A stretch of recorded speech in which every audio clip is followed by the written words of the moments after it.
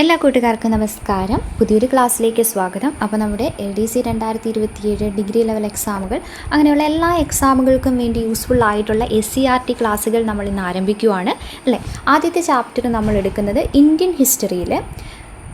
ഹിസ്റ്ററിയായി relate ചെയ്ത് SCERT 5ാം ക്ലാസ്സിലെ രണ്ടാമത്തെ ചാപ്റ്ററായ ഭക്ഷണവും മനുഷ്യരും എന്ന ചാപ്റ്ററാണ്. 5ാം ക്ലാസ്സിലെ രണ്ടാമത്തെ ചാപ്റ്ററായ ഭക്ഷണവും മനുഷ്യരും.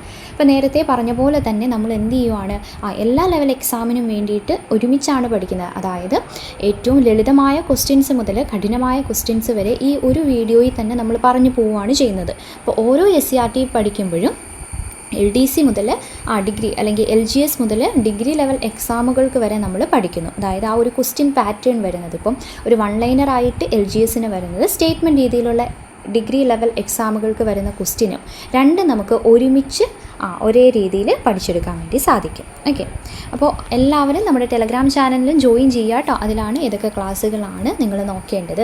അത് എല്ലാവരും ടെക്സ്റ്റ് ബുക്ക് നമ്മുടെ സമഗ്ര സൈറ്റിലുണ്ട്, അത് ഡൗൺലോഡ് ചെയ്തിട്ട് ആ ഒരു ചാപ്റ്റർ വായിക്കാൻ വേണ്ടി ശ്രദ്ധിക്കുക. അല്ലെങ്കിൽ ക്ലാസ് കാണുന്നതിനോടൊപ്പമായാലും നിങ്ങളൊന്ന് നോക്കിയാൽ മതി, അപ്പോൾ കുറച്ചും കൂടി ഐഡിയ കിട്ടും. ഓക്കെ, അപ്പോൾ നമുക്ക് തുടങ്ങാം അല്ലേ. ഭക്ഷണവും മനുഷ്യരും എന്നതാണ്. എന്താണ് ഈ ചാപ്റ്ററിൽ പറയാനുള്ളത്? ടോട്ടലായിട്ട് ഇതിൽ പറയുന്ന കാര്യങ്ങൾ നമ്മുടെ പ്രാചീന കാലത്തെ ഭക്ഷണ രീതികൾ, പിന്നെ തീയുടെ കണ്ടുപിടുത്തം, പിന്നെ ഭക്ഷണ വൈവിധ്യങ്ങൾ എന്തൊക്കെയാണ്, തീ വന്നപ്പോൾ എന്തൊക്കെയാണ് മാറ്റങ്ങൾ ഉണ്ടായത്, ഭക്ഷണത്തിലായാലും അല്ലാതെയും എന്തൊക്കെ മാറ്റങ്ങളുണ്ടായിരുന്നു, പിന്നെ എങ്ങനെയൊക്കെയാണ് ഭക്ഷണം സംഭരിച്ചിരുന്നത് എന്നുള്ള കാര്യങ്ങളും, പിന്നെ ഏറ്റവും അവസാനം നമ്മുടെ സഹോദരൻ അയ്യപ്പൻ്റെ മിശ്രഭോജനം കാര്യങ്ങളൊക്കെ പറയുന്നുണ്ട്. ചെറിയൊരു ചാപ്റ്ററാണ്, പക്ഷേ ഈ നമ്മുടെ ടെക്സ്റ്റ് ബുക്കിലുള്ളതല്ലാതെ കുറച്ച് കാര്യങ്ങളും കൂടി ഞാൻ ആഡ് ചെയ്ത് പറയുന്നുണ്ട്. അപ്പോൾ എല്ലാവരും ശ്രദ്ധിച്ചിരിക്കുക കേട്ടോ. ഓക്കെ, അപ്പോൾ ആദ്യം നമ്മൾ നോക്കാൻ പോകുന്നത് ആദിമകാലത്തെ ഭക്ഷണ സമ്പാദനം എങ്ങനെയായിരുന്നു. വേട്ടയാടലിലൂടെയും ശേഖരണത്തിലൂടെയും ആരംഭിച്ച് കൃഷിയിലേക്ക് എത്തിയ ആ മനുഷ്യൻ്റെ ചരിത്രമാണ് നമ്മൾ ആദ്യം പറയുന്നത്. ഏറ്റവും ആദ്യം നമ്മുടെ ടെക്സ്റ്റ് ബുക്കിലുള്ളത് ലോക ഭക്ഷ്യദിനം എന്നാണ് ലോക ഭക്ഷ്യദിനം ഒക്ടോബർ 16. ലോക ഭക്ഷ്യദിനം എന്നാണ്, ഒക്ടോബർ 16 അല്ലേ. അത് എല്ലാവരും ഓർത്തിരിക്കുക. ഒക്ടോബർ 16 ലോക ഭക്ഷ്യദിനം അല്ലേ. എല്ലാ ജീവികൾക്കും ഭക്ഷണം എന്നുള്ളത് ആവശ്യമാണ്. ആദിമകാലത്ത് ഏതൊക്കെയായിരുന്നു? ഇലകൾ, പഴങ്ങൾ, കിഴങ്ങുകൾ, ധാന്യങ്ങൾ എന്നിവയായിരുന്നു ജീവികളുടെ ഭക്ഷണം. അതൊക്കെ തന്നെയായിരുന്നു ജീവികളോടൊപ്പം തന്നെ ആരുടെയും മനുഷ്യരുടെയും ഭക്ഷണം. അത് കഴിഞ്ഞ് തീയൊക്കെ കണ്ടുപിടിച്ചപ്പോഴല്ലേ മാറ്റങ്ങൾ സംഭവിച്ചത്. അതൊക്കെ നമ്മൾ പറയുന്നുണ്ട്. അപ്പോൾ ആദ്യം ഈ ഒരു കാര്യം, അത് കഴിഞ്ഞിട്ട് നമ്മൾ വേട്ടയാടലും ശേഖരണവും ഓരോരോ സ്റ്റേജ് നിങ്ങൾ ഓർത്താൽ മതി കേട്ടോ. വേട്ടയാടലും ശേഖരണവും പിന്നെ തീ വരുന്നു, അങ്ങനെയുള്ളത് ആ ഒരു രീതിക്ക് നിങ്ങൾ ഓർത്ത് വെച്ചാൽ മതി. നോക്കാം നമുക്ക്. ഇനി ഇപ്പോൾ നമ്മൾ ആദ്യം അത് പറഞ്ഞു. ഇനി എന്താണ് വേട്ടയാടലും ശേഖരണത്തിലും? നമ്മളിപ്പോൾ പറഞ്ഞ പോലെ ആദിമകാലത്ത് മനുഷ്യരെങ്ങനെയായിരുന്നു ഭക്ഷണത്തിനായിട്ട് ഇലകൾ, പഴങ്ങൾ, കിഴങ്ങുകൾ എന്നിവയായിരുന്നു ശേഖരിച്ചിരുന്നത് അല്ലേ. പിന്നെ മൃഗങ്ങളെ വേട്ടയാടി അവയുടെ മാംസമൊക്കെ ഭക്ഷണമാക്കി, പിന്നെ ലഭ്യമായ ഭക്ഷണ വസ്തുക്കൾ പച്ചയായിട്ടാണെന്ന് കഴിച്ചിരുന്നത്. ഭക്ഷണം തേടിയവർ ഒരിടത്തു നിന്ന് മറ്റൊരിടത്തേക്ക് സഞ്ചരിച്ചുകൊണ്ടും ഇരുന്നു അല്ലേ. പിന്നെ അങ്ങനെയൊക്കെ കഴിഞ്ഞപ്പോൾ അവിടെ എന്ത് സംഭവിച്ചു? തീ കണ്ടുപിടിച്ചു അല്ലേ. തീയുടെ ഉൽപ്പാദനവും നിയന്ത്രണവും. ആദ്യകാലങ്ങളിൽ തീയുടെ ഉപയോഗം അറിയില്ലായിരുന്നു. അതുകൊണ്ടാണ് അവർ ആ വസ്തുക്കൾ പച്ചയായി തന്നെ കഴിച്ചിരുന്നത്. എന്നാൽ തീയെ നിയന്ത്രിച്ച് ഉപയോഗിക്കാൻ പരിശീലിച്ചതോടെ അവർ ഭക്ഷണം എങ്ങനെ കഴിക്കാൻ ആരംഭിച്ചു? വേവിച്ച് കഴിക്കാൻ ആരംഭിച്ചു. ഇപ്പോൾ ഉണങ്ങിയ മരങ്ങൾ തമ്മിൽ ഉരസിയും പാറയിലുരനും തീ ഉണ്ടാകുന്നത് മനുഷ്യർ കണ്ടു. ഇപ്പം ഉണക്കമരം പാറയിൽ ഉരച്ചോ അല്ലെങ്കിൽ കല്ലുകൾ കൂട്ടിമുട്ടിച്ചോ തീ ഉണ്ടാക്കാമെന്ന് അവർ മനസ്സിലാക്കി. അപ്പം ഈ തീ ഉപയോഗിക്കാൻ പരിശീലിച്ചതാണ് മനുഷ്യരുടെ ഭക്ഷണ രീതിയിലുണ്ടായ സുപ്രധാന മാറ്റങ്ങളിലൊന്ന് അല്ലേ. അപ്പോൾ കാട്ടുതീയിലകപ്പെട്ട് ചത്ത മൃഗങ്ങളുടെ വെന്ത മാംസമൊക്കെ ആയിരിക്കും അവരാദ്യം വേവിച്ച് കഴിച്ച ഭക്ഷണമെന്ന് നമുക്ക് പറയാം. തീ ഉണ്ടാക്കാനും അതിനെ നിയന്ത്രിച്ച് ഉപയോഗിക്കാനും പരിശീലിച്ചതോടെ മാംസവും മത്സ്യവും ഒക്കെ ചുട്ടു തിന്നുവാൻ അവർ ആരംഭിച്ചു. ക്രമേണ വേരുകളും കിഴങ്ങുകളും ചുട്ടു തിന്നാൻ തുടങ്ങി. അങ്ങനെയാണ് മനുഷ്യർ ഭക്ഷണം പാകം ചെയ്ത് കഴിക്കുന്ന രീതിയിലേക്ക് എത്തിച്ചേർന്നത്. ഓക്കെ, അപ്പോൾ ഇത് ശ്രദ്ധിച്ചോണം. ഇതിലെന്താണെന്ന് വെച്ച് കഴിഞ്ഞാൽ ഫ്ലോ ചാർട്ട് ഉണ്ട്, നമുക്ക് വരുമ്പോൾ പറയാം കേട്ടോ. പിന്നെ ഇപ്പം മാംസവും കിഴങ്ങുകളും ചുട്ടു തിന്നാൻ ആരംഭിച്ചു. പിന്നെ ഭക്ഷണം വേവിച്ച് കഴിക്കുന്നത് ദഹനത്തിനും രുചിക്കും സഹായിച്ചു. കാട്ടുതീയിൽപ്പെട്ട മൃഗങ്ങളുടെ മാംസമായിരിക്കും ഭക്ഷണമായിട്ട് മനുഷ്യൻ ആദ്യം കഴിച്ച വെന്ത ഭക്ഷണമെന്ന് പറയുന്നത്. ഇനി നമ്മുടെ ഭക്ഷ്യ ഉൽപ്പാദനത്തിലേക്ക് വരുമ്പോൾ എന്തൊക്കെ കാര്യങ്ങളാണ് അവിടെ ടെക്സ്റ്റിൽ പറയുന്നത് നോക്കാം. അതിന് മുമ്പ് നമ്മളിവിടെ പറഞ്ഞില്ലേ, പച്ച മാംസത്തിൽ നിന്ന് പാചകത്തിലേക്ക് അതിലൊരു ഫ്ലോ ചാർട്ടുണ്ട്. അത് നമ്മൾ ഈ പറഞ്ഞ കാര്യങ്ങൾ തന്നെ നിങ്ങളൊന്ന് ഓർത്ത് വയ്ക്കുക കേട്ടോ. ആദ്യം പച്ച മാംസമായിരുന്നു കഴിച്ചിരുന്നത്. പിന്നെ എന്തായി, കാട്ടുതീയിൽപ്പെട്ട ചത്ത മൃഗങ്ങളുടെ വെന്ത മാംസം. പിന്നെ തീ ഉണ്ടാക്കി നിയന്ത്രിച്ച് ഉപയോഗിക്കാൻ ശീലിച്ചു. അതിനുശേഷം മത്സ്യം, മാംസം അല്ലേ എന്നിവ ചുട്ടു തിന്നാൻ തുടങ്ങി. പിന്നെ വേരുകളും കിഴങ്ങുകളും ചുട്ടു തിന്നാൻ തുടങ്ങി. അങ്ങനെ ഭക്ഷണം പാകം ചെയ്യാൻ തുടങ്ങി. ഇതൊരു ഫ്ലോ ചാർട്ട് പോലെ ഒന്ന് ഓർത്തിരിക്കണം കേട്ടോ. പച്ച മാംസത്തിൽ നിന്ന് പാചകത്തിലേക്ക് എന്ന് പറയുന്ന ഒരു ഫ്ലോ ചാർട്ടാണിത്. നമ്മൾ ഈ പറഞ്ഞ കാര്യങ്ങൾ തന്നെ ഹിസ്റ്ററി പഠിക്കുമ്പോൾ എപ്പോഴും വിഷ്വലി അത് ഓർത്തിരിക്കാൻ വേണ്ടിയിട്ട് ശ്രദ്ധിക്കുക. ഇനി നോക്കാം, കൃഷിയുടെ തുടക്കം, അതായത് ഭക്ഷ്യോൽപാദനം കാര്യങ്ങളിലേക്ക് വരുന്ന എന്തൊക്കെ കാര്യങ്ങളാണ് അവിടെ വരുന്നത്. കാലക്രമേണ മനുഷ്യർ ഭക്ഷണ ആവശ്യത്തിനായി മൃഗങ്ങളെ ഇണക്കി വളർത്തുവാനും സസ്യങ്ങളെ പരിപാലിക്കുവാനും തുടങ്ങി. ഭക്ഷണ ആവശ്യത്തിനായി അവർ ആദ്യം ഇണക്കി വളർത്തിയത് ആരെയാണ്? ആട്, ചെമ്മരിയാട് തുടങ്ങിയ മൃഗങ്ങളെയായിരുന്നു. എന്തിനു വേണ്ടിയിട്ട്? ഭക്ഷണ ആവശ്യത്തിനായി. ഇനി അതുമാത്രമല്ല, മനുഷ്യരോട് ആദ്യം ഇണങ്ങിയതും മനുഷ്യർ ആദ്യം ഇണക്കി വളർത്താൻ ആരംഭിച്ചതുമായ മൃഗം ഏതാണ്? നായയാണ് കേട്ടോ. നായ മനുഷ്യരോട് വേഗം ഇണങ്ങിച്ചേരാൻ കഴിവുള്ളതിനാൽ വേട്ടയാടലിനും കാവലിനുമായി നായ്ക്കളെ ഉപയോഗപ്പെടുത്തിയിരുന്നു. കൃഷി വ്യാപകമായതോടെ മറ്റു മൃഗങ്ങളെയും ഭക്ഷണത്തിനും മറ്റു ആവശ്യങ്ങൾക്കുമായി ഇണക്കി വളർത്താൻ തുടങ്ങി. അപ്പോൾ ആദ്യം ഇണങ്ങിയതും മനുഷ്യർ ഇണക്കി വളർത്താൻ ആരംഭിച്ചതും നായികയായിരുന്നു. ഇനി ഭക്ഷണ ആവശ്യത്തിനായിട്ട് ആദ്യം ഇണക്കി വളർത്തിയത് എന്നെടുത്ത് ചോദിച്ചു കഴിഞ്ഞാൽ ആട്, ചെമ്മരിയാട് തുടങ്ങിയ മൃഗങ്ങളെയായിരുന്നു കേട്ടോ. പിന്നെ എങ്ങനെയാണ് അവർ കൃഷിയിലേക്ക് എത്തിയത്?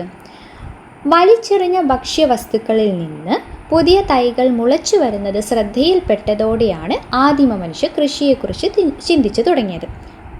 ഇപ്പോൾ പാറപ്പുറത്തിട്ടാൽ വിത്ത് ഉണങ്ങിപ്പോകും, അല്ലെങ്കിൽ വെള്ളത്തിലിട്ടാൽ ചീഞ്ഞു പോകും എന്നൊക്കെ മനസ്സിലാക്കി. അപ്പോൾ അവരെന്ത് ചെയ്തു? ഈർപ്പവും ചൂടുമുള്ള മണ്ണിൽ വിത്ത് മുളയ്ക്കുമെന്ന് അവർ മനസ്സിലാക്കി. അങ്ങനെ അവരെന്ത് ചെയ്തു? കൃഷി ആരംഭിച്ചു. തുടർന്ന് ഭക്ഷ്യയോഗ്യമായ ചെടികളും വേരുകളും വൃക്ഷത്തൈകളും തിരഞ്ഞെടുത്ത് നടുവാനും കൃഷി ചെയ്യുവാനും തുടങ്ങി. ഇതൊക്കെയാണ് ഗോതമ്പ്, ബാർലി, ചാമ, കിഴങ്ങ് വർഗ്ഗങ്ങൾ എന്നിവയാണ് ആദ്യകാലത്ത് കൃഷി ചെയ്തിരുന്നത്. കൃഷിക്ക് ആവശ്യമായ ജലവും വളക്കൂറുമുള്ള മണ്ണും പ്രധാനമായും ലഭ്യമായിരുന്ന നദീതടങ്ങളിലാണ് മനുഷ്യർ കൃഷി ആരംഭിച്ചത്. ഇതോടെ ഭക്ഷണം തേടി അലഞ്ഞു തിരിഞ്ഞിരുന്ന മനുഷ്യർ കൃഷിയിടങ്ങൾക്ക് സമീപത്തേക്ക് സ്ഥിരവാസം ആരംഭിച്ചു. എവിടേക്ക് മാറി സ്ഥിരവാസം? അലഞ്ഞു തിരിഞ്ഞ് നടന്നത് മാറിയിട്ട് അവർ കൃഷിയിടങ്ങളിലേക്ക്, അതായത് നദീതടങ്ങളിലേക്ക് അവരുടെ സ്ഥിരവാസം ആരംഭിച്ചു. അപ്പോൾ കൃഷിയിടങ്ങൾക്ക് സമീപത്ത് സ്ഥിരവാസമാക്കിയത് കൊണ്ട് അവർക്ക് എന്തെല്ലാം നേട്ടങ്ങളുണ്ടായിരിക്കും എന്ന് ആലോചിച്ച് നോക്കി. എന്തൊക്കെ നേട്ടങ്ങളായിരിക്കും അവർക്കുണ്ടായത്? കൃഷിയിടങ്ങളെ സംരക്ഷിക്കാൻ സാധിച്ചിട്ടുണ്ടാകും. പിന്നെയോ ഭക്ഷണം തേടി അലഞ്ഞു തിരിയേണ്ടതായിട്ട് വരുന്നില്ല. ഭക്ഷ്യവസ്തുക്കളുടെ ലഭ്യതയും വർദ്ധിച്ചു. കൂടുതലായിട്ടുള്ള വിശ്രമ സമയവും കിട്ടിയല്ലേ? അങ്ങോട്ടും ഇങ്ങോട്ടും നടക്കേണ്ടതായിട്ട് വരുന്നില്ല.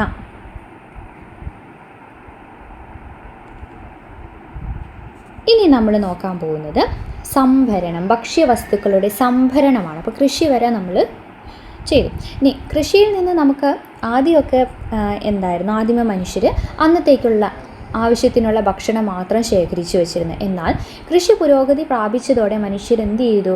അവർക്ക് ആവശ്യമായതിൽ അധികം ഭക്ഷ്യവസ്തുക്കൾ ലഭിച്ചു തുടങ്ങിയപ്പോൾ ദൈനംദിന ആവശ്യം കഴിഞ്ഞ് ബാക്കിയായവ സൂക്ഷിച്ചു വയ്ക്കുന്നതിന് അവർ പ്രത്യേകം സൗകര്യങ്ങൾ ആവശ്യമായി വന്നു. അങ്ങനെയാണ് മൺപാത്രങ്ങൾ, പിന്നെ മൃഗത്തോൽ കൊണ്ടുണ്ടാക്കിയ സഞ്ചികൾ, ഈറ കൊണ്ട് നിർമ്മിച്ച കുട്ടകളൊക്കെ അവർ ഉണ്ടാക്കിയത്. എന്തിനു വേണ്ടിയിട്ടാണത്? ഭക്ഷണം സൂക്ഷിച്ചു വയ്ക്കാൻ വേണ്ടിയിട്ട് അല്ലേ? ഇപ്പം വെള്ളത്തിലിട്ടാൽ അലിഞ്ഞു പോകുന്നതാണ് മൺകട്ട അല്ലേ? പക്ഷെ ആ മൺകട്ട കുഴച്ച് പാത്രങ്ങളായി രൂപപ്പെടുത്തി അത് ചുട്ടെടുത്താൽ വെള്ളം ശേഖരിക്കാമെന്നും ചൂടാക്കാമെന്നും മനുഷ്യർ മനസ്സിലാക്കി. ആദ്യകാലങ്ങളിൽ കളിമണ്ണ് കുഴിച്ച് കൈകൾ കൊണ്ട് മൺപാത്രങ്ങൾ നിർമ്മിച്ചിരുന്നു. എന്നിട്ടോ കൃഷി വ്യാപകമായതോടെ ധാന്യങ്ങൾ സൂക്ഷിച്ചു വയ്ക്കാൻ പല വലിപ്പത്തിലുള്ള മൺപാത്രങ്ങൾ ആവശ്യമായി വന്നു. മൺപാത്രങ്ങൾ ആഹാരം പാചകം ചെയ്യുന്നതിനും ഉപയോഗിച്ചിരുന്നു. അവ നിർമ്മിക്കാനുള്ള ചക്രം കണ്ടുപിടിച്ചതാണ് മനുഷ്യ ചരിത്രത്തിലെ പ്രധാന വഴിത്തിരിവായത്. അപ്പോൾ അത് ഓർത്തു വയ്ക്കുക. എന്താണ്? ധാന്യങ്ങൾ സംഭരിച്ചു വയ്ക്കാൻ മൺപാത്രങ്ങൾ ഉപയോഗിച്ചു, ആഹാരം പാകം ചെയ്യാനും ഉപയോഗിച്ചു, പിന്നെയോ ബാക്കിയായ ഭക്ഷണ വസ്തുക്കൾ സൂക്ഷിക്കാൻ വേണ്ടിയിട്ടും ഉപയോഗിച്ചു. ഇനി അതിൽ പറയുന്നതാണ് ധാന്യപ്പുര, അല്ലെ, ഗ്രാനറി, ധാന്യപ്പുര. എന്താണത്? പ്രാചീന ഇന്ത്യയിൽ നിലനിന്നിരുന്ന നദീതട സംസ്കാരമായിരുന്ന സിന്ധു നദീതട സംസ്കാരം അഥവാ ഹരപ്പൻ സംസ്കാരം. അവിടെ ഏറ്റവും പ്രധാന സവിശേഷതകളിൽ ഒന്നാണ് ഈ ധാന്യപ്പുര. ഇഷ്ടിക കൊണ്ട് കെട്ടിയുണ്ടാക്കിയതായിരുന്നു ഈ ധാന്യപ്പുര എന്ന് പറയുന്നത്. ഇനി അപ്പോൾ എല്ലാം ശേഖരിക്കാനുള്ളതൊക്കെ ശേഖരിച്ചു വെച്ചു അവർ. അപ്പോൾ അവരുടെ കയ്യിൽ കുറേ ഉണ്ടല്ലേ, ഇപ്പോൾ കാര്യങ്ങൾ കുറേ ഉണ്ട്, കൃഷിയിൽ നിന്ന് കിട്ടിയതൊക്കെ കുറേ ഇരിക്കുന്നുണ്ട്. ഇനി അത് നമ്മുടെ കയ്യിൽ ആവശ്യത്തിലധികം വെച്ചുകൊണ്ടിരുന്നിട്ട് കാര്യമില്ലല്ലോ. അപ്പോൾ അതെന്ത് ചെയ്യണം? കൈമാറ്റം ചെയ്യണം. അപ്പോഴാണ് അവിടെ എന്ത് വന്നത്? ബാർട്ടർ സിസ്റ്റം, കൈമാറ്റ സമ്പ്രദായം വന്നത്, അല്ലേ? ഏകദേശം എത്രയാണ്? 1500 വർഷങ്ങൾക്ക് മുമ്പ് ദക്ഷിണേന്ത്യയിലെ ഭക്ഷ്യവസ്തുക്കളുടെ കൈമാറ്റം നിലനിന്നിരുന്നതായിട്ട് സംഘകാല കൃതികളിൽ സൂചിപ്പിച്ചിട്ടുണ്ട്.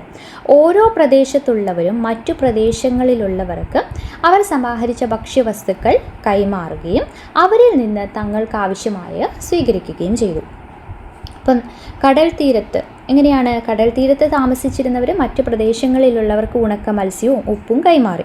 പകരം മറ്റുള്ളവരിൽ നിന്ന് മറ്റ് ഭക്ഷ്യവസ്തുക്കൾ, വനവിഭവങ്ങളൊക്കെ സ്വീകരിച്ചിരുന്നു. ഇനി വനപ്രദേശത്തിലുള്ളവരോ? അവർ ഇതര പ്രദേശങ്ങളിലുള്ളവർക്ക് വനവിഭവങ്ങൾ കൈമാറി. സമതലങ്ങളിൽ താമസിക്കുന്നവർ തങ്ങളുടെ കാർഷികോൽപ്പന്നങ്ങൾ ഇതര പ്രദേശത്തുള്ളവർക്ക് കൈമാറുകയും ചെയ്തിരുന്നു. അതാണ് കൈമാറ്റ സമ്പ്രദായം അല്ലെങ്കിൽ ബാർട്ടർ സിസ്റ്റം, അല്ലെ? നാണയ വ്യവസ്ഥ നിലവിൽ വരുന്നതിന് മുമ്പ് സാധനങ്ങൾ പരസ്പരം കൈമാറ്റം ചെയ്യുന്ന രീതിയാണ് ഇത് ബാർട്ടർ സിസ്റ്റം അല്ലെങ്കിൽ കൈമാറ്റ സമ്പ്രദായം എന്ന് പറയുന്നത്.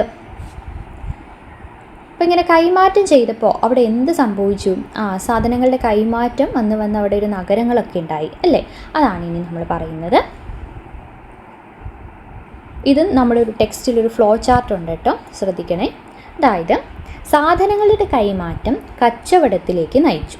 അതുവഴി ചന്തകൾ രൂപം. ചന്തകൾ ക്രമേണ കച്ചവട കേന്ദ്രങ്ങളായി വികസിച്ചു. സാധനങ്ങൾ വാങ്ങുന്നതിനും വിൽക്കുന്നതിനുമായി ജനങ്ങൾ കച്ചവട കേന്ദ്രങ്ങളിൽ എത്തുകയും അവ ക്രമേണ നഗരങ്ങളായി മാറുകയും ചെയ്തു. അപ്പം ഇതിൽ എങ്ങനെയാണ് വരുന്നത്? ആദ്യം സാധനങ്ങളുടെ കൈമാറ്റം, അല്ലേ? സാധനങ്ങളുടെ കൈമാറ്റം അതെന്തായി മാറി? കച്ചവടമായി മാറി. കച്ചവടം. പിന്നെ അതെന്ത്? കച്ചവടത്തിലേക്ക് നയിച്ചിട്ട് അതുവഴി എന്ത് രൂപം കൊണ്ടു? ചന്തകൾ രൂപം കൊണ്ടു. പിന്നെ അത് കച്ചവട കേന്ദ്രങ്ങളായി. അങ്ങനെയാണ് അവിടെ എന്തായി മാറിയത്? നഗരങ്ങൾ ഉണ്ടായത്. അത് ഒരു ഫ്ലോ ചാർട്ട് നമ്മുടെ ടെക്സ്റ്റിലുണ്ട് കേട്ടോ. അപ്പോൾ അത് നിങ്ങളൊന്ന് ടെക്സ്റ്റ് വായിക്കുമ്പോൾ ജസ്റ്റ് ഫ്ലോ ചാർട്ട് ഒന്ന് ബുക്കിലേക്ക് എഴുതിയെടുത്ത് ഫില്ല് ചെയ്താൽ മതി, ഞാൻ പറഞ്ഞ കാര്യങ്ങൾ. ഓക്കെ. ഇനി ദേശങ്ങൾ കടന്നും ഭക്ഷ്യവസ്തുക്കളുടെ കൈമാറ്റം ഉണ്ടായിട്ടുണ്ട്. അതാണ് നമ്മൾ ഈ സുഗന്ധവ്യഞ്ജന വ്യാപാരവും കാര്യങ്ങളൊക്കെ പറയുന്നത്. നോക്കാം. ഭക്ഷ്യവസ്തുക്കളുടെ കൈമാറ്റം ഒരു പ്രദേശത്ത് മാത്രമായി ഒതുങ്ങി നിന്നിരുന്നില്ല. ദേശങ്ങൾ കടന്നും ഈ കൈമാറ്റം വ്യാപിച്ചിരുന്നു. പ്രാചീന കാലം മുതൽ തന്നെ നമ്മുടെ നാടിന് വിദൂര ദേശങ്ങളുമായി സാധനങ്ങളുടെ കൈമാറ്റം ഉണ്ടായിരുന്നു. ആരൊക്കെയായിരുന്നു? റോമാക്കാർ, ചൈനക്കാർ, അറബികൾ, പേർഷ്യർ, ജൂതർ എന്നിവരുമായാണ് പ്രധാനമായും കൈമാറ്റം നിലനിന്നിരുന്നത്, അല്ലേ? ഇന്ത്യയിൽ നിന്ന് മറ്റ് ദേശങ്ങളിലേക്ക് പ്രധാനമായും കൈമാറ്റം ചെയ്യപ്പെട്ടത് കുരുമുളക്, ഏലം, ഇഞ്ചി, ഗ്രാമ്പൂ, കറുവപ്പട്ട തുടങ്ങിയ സുഗന്ധവ്യഞ്ജനങ്ങളായിരുന്നു. ഇവയിൽ വിദേശികൾക്ക് ഏറ്റവും പ്രിയപ്പെട്ടത് കറുത്ത പൊന്ന് എന്നറിയപ്പെടുന്ന കുരുമുളകായിരുന്നു, അല്ലേ? നമ്മുടെ വാസ്കോഡ ഗാമയെ പറ്റി നമ്മൾ പഠിച്ചിട്ടുണ്ട്. എന്താണ്? ഇന്ത്യയിലെത്തിയ പോർച്ചുഗീസ് സഞ്ചാരിയായ വാസ്കോഡ ഗാമ തിരികെ യൂറോപ്പിലേക്ക് പോയപ്പോൾ യാത്രാ ചിലവിൻ്റെ എത്ര ഇരട്ടി ചോദിച്ചിട്ടുണ്ട്? എത്രയാണ്? 60, അല്ലേ? 60 ഇരട്ടി വിലയുടെ ചരക്കുകൾ കൊണ്ടാണ് പോയിരുന്നത് എന്ന് ചരിത്രരേഖകൾ പറയുന്നുണ്ട്. അതൊന്ന് ഓർത്തു വെച്ചോളൂ കേട്ടോ. 60 ഇരട്ടി ഇതിനു മുമ്പ് ചോദിച്ചിട്ടുള്ളതാണിത്. സിമ്പിളായിട്ടുള്ളതാണ്, പക്ഷെ നമ്മൾ ശ്രദ്ധിക്കാതെ വിട്ടുപോകുന്നതായിരിക്കും. അപ്പം ഈ കച്ചവടത്തിൻ്റെ വ്യാപനമാണ് പിൽക്കാലത്ത് വിദൂരദേശങ്ങൾ തമ്മിലുള്ള ഭക്ഷ്യവസ്തുക്കളുടെ കൈമാറ്റത്തിലേക്ക് നയിച്ചത്. അപ്പം അങ്ങനെ വന്നപ്പോൾ ആ ഒരു കൈമാറ്റങ്ങളുടെ ഫലമായിട്ട് ഇന്ത്യയിൽ പ്രചാരത്തിൽ വന്ന ചില ഭക്ഷ്യവസ്തുക്കളുണ്ട്. ഏതൊക്കെയാണത്? നമ്മുടെ പേരയ്ക്ക ജന്മദേശം എവിടെയാണ്? മെക്സിക്കോയാണ്, അല്ലേ? ഉഷ്ണമേഖലയിലെ ആപ്പിൾ എന്ന് പറയുന്നത് പേരയ്ക്കയാണ്. അത് മെക്സിക്കോയാണ് അതിൻ്റെ ജന്മദേശം. പോർച്ചുഗീസുകാരാണ് അത് ഇന്ത്യയിലെത്തിച്ചത്, അല്ലേ? പോർച്ചുഗീസുകാരാണ് ഇന്ത്യയിലെത്തിച്ചത്. പിന്നെ അത് കൂടാതെ പേരയ്ക്ക അല്ലാതെ വേറെ എന്തൊക്കെ കാര്യങ്ങളുണ്ട്?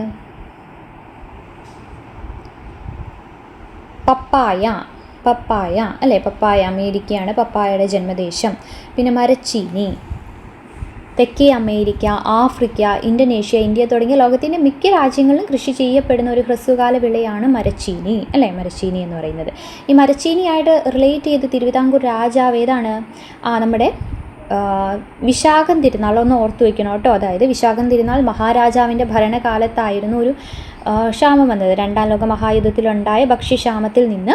അപ്പോൾ കേരളത്തെ രക്ഷിച്ചത് മരച്ചീനിയായിരുന്നു. അതുകൊണ്ടാണ് തിരുവനന്തപുരത്ത് കിഴങ്ങ് ഗവേഷണ കേന്ദ്രം ആദ്യമായി വികസിപ്പിച്ച അത്യുൽപാദന ശേഷിയുള്ള മരച്ചീനിക്ക് ശ്രീവിശാഖം എന്ന് പേര് നൽകിയത്. അതൊന്ന് ഓർത്തിരിക്കുക കേട്ടോ, മരച്ചീനി. പിന്നെ നമ്മുടെ ഉരുളക്കിഴങ്ങ് അല്ലേ, ഉരുളക്കിഴങ്ങ് അത് അമേരിക്ക, മെക്സിക്കോ, ചിലി തുടങ്ങിയ രാജ്യങ്ങളിൽ മലമ്പ്രദേശങ്ങളിലാണ് ഉരുളക്കിഴങ്ങ് ചെടി ആദ്യമായിട്ട് കണ്ടെത്തിയത്. കശുവണ്ടിയാണെങ്കിലോ ബ്രസീലാണ് ഇതിൻ്റെ ജന്മദേശം. കശുവണ്ടി എന്നാണ് ബ്രസീലാണ് കേട്ടോ അതിൻ്റെ ജന്മദേശം. അത് ഇന്ത്യയിലേക്ക് കൊണ്ടുവന്നത് ആരാണ്? പോർച്ചുഗീസുകാരാണ് ഇന്ത്യയിലേക്ക് കൊണ്ടുവന്നത്. പോർച്ചുഗീസാണ് ഇന്ത്യയിലേക്ക് കൊണ്ടുവന്നത്. പിന്നെ നമ്മുടെ കൈതച്ചക്ക ഏതിൽ നിന്നാണ്? ബ്രസീലാണ് കേട്ടോ. കൈതച്ചക്കയുടെ ജന്മദേശവും ബ്രസീലാണ്. സ്വർഗീയ ഫലം എന്നറിയപ്പെടുന്നത് ഏതാണ്? കൈതച്ചക്കയാണ്. ആ കാര്യങ്ങളൊക്കെ ഓർത്തിരിക്കണം കേട്ടോ, കൈതച്ചക്കയാണ്. ഓക്കെ, ഇത്രയും കാര്യങ്ങൾ. ഇനി ഇത് കൂടാതെ നമ്മൾ അവർ കൊണ്ടുപോയ കാര്യങ്ങൾ ഏതൊക്കെ സുഗന്ധവ്യഞ്ജനങ്ങളാണെന്ന് പറഞ്ഞല്ലേ. കുരുമുളക്, സുഗന്ധവ്യഞ്ജനങ്ങളുടെ രാജാവ് എന്നറിയപ്പെടുന്നത് കുരുമുളകാണ്. കുരുമുളകിൻ്റെ ജന്മദേശം ദക്ഷിണേന്ത്യയാണ്. പിന്നെ കറുവപ്പട്ട, ലോകത്തിലെ ഏറ്റവും പഴക്കമേറിയ കറുവപ്പട്ട മരങ്ങളുടെ കൃഷിത്തോട്ടം എവിടെയാണ് ഉള്ളത്? കേരളത്തിൽ കണ്ണൂർ ജില്ലയിലെ അഞ്ചരക്കണ്ടിയിലാണ് കേട്ടോ ഉള്ളത്. പിന്നെ ഏലം എന്ന് പറയുന്നത് എന്താ? സുഗന്ധവ്യഞ്ജനങ്ങളുടെ റാണി എന്നറിയപ്പെടുന്നത് ഏലമാണ്. ജാതിക്ക സുഗന്ധവ്യഞ്ജനമാണ്. അതോടൊപ്പം തന്നെ ഔഷധങ്ങളിലും അല്ലേ, ഔഷധമായിട്ട് നമ്മൾ യൂസ് ചെയ്യുന്നതാണ്. ഇഞ്ചിയും അതുപോലെ തന്നെ. ഇഞ്ചി ഔഷധമായും സുഗന്ധവ്യഞ്ജനമായും ഒക്കെ നമ്മൾ യൂസ് ചെയ്യുന്നതാണ്.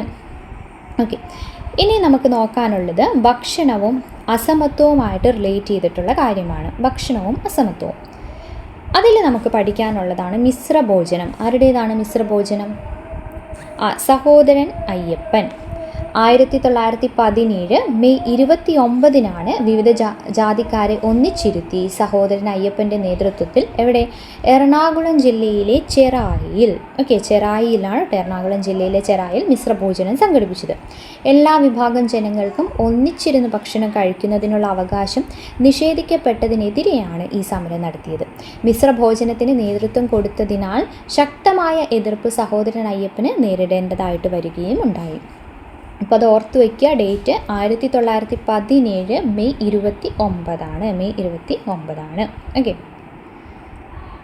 പിന്നെ ഇത് കൂടാതെ നമുക്ക് നോക്കാനുള്ളത് ഭക്ഷ്യക്ഷാമത്തെ പറ്റി പറയുന്നുണ്ട്. ബംഗാളിലുണ്ടായ ഭക്ഷ്യക്ഷാമം എന്നാണ്? 1943 കേട്ടോ. 1943 ബ്രിട്ടീഷ് ഭരണകാലത്ത് അമിതമായ സാമ്പത്തിക ചൂഷണം ഇന്ത്യയിൽ ഭക്ഷ്യക്ഷാമത്തിന് കാരണമാവുകയും തൽഫലമായി നിരവധി പേർ മരണപ്പെടുകയും ചെയ്തു. അതിനൊരു ഉദാഹരണമാണ് 1943 ബംഗാളിലുണ്ടായ ഭക്ഷ്യക്ഷാമം.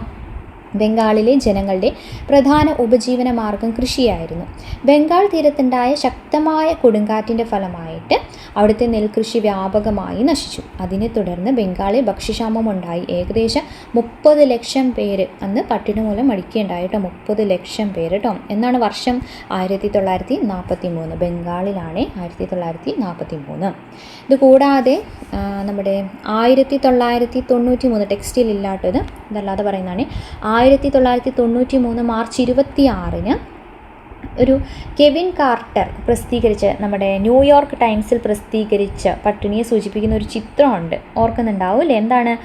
ആഫ്രിക്കൻ രാജ്യമായ സുഡാൻ്റെ തെക്കൻ പ്രദേശത്ത് പട്ടിണി മൂലം വിശന്ന് വീണ ഒരു കുട്ടിയെ ഭക്ഷണമാക്കാൻ കാത്തു നിൽക്കുന്ന കഴുകനുമുള്ളൊരു ചിത്രം. അത് 1993 മാർച്ച് 26. പേരൊന്ന് ഓർത്ത് വയ്ക്കുക കേട്ടോ. ന്യൂയോർക്ക് ടൈംസിൽ കെവിൻ കാർട്ടർ ആയിരുന്നു കേട്ടോ. ഓക്കെ, കെവിൻ കാർട്ടറാണ് ആ ചിത്രം എടുത്തത്. ഓക്കെ, ഇനി നമുക്ക് നോക്കാനുള്ളത് ദേശീയ ഭക്ഷ്യസുരക്ഷാ നിയമത്തെ പറ്റി പറയുന്നുണ്ട് ടെക്സ്റ്റിൽ.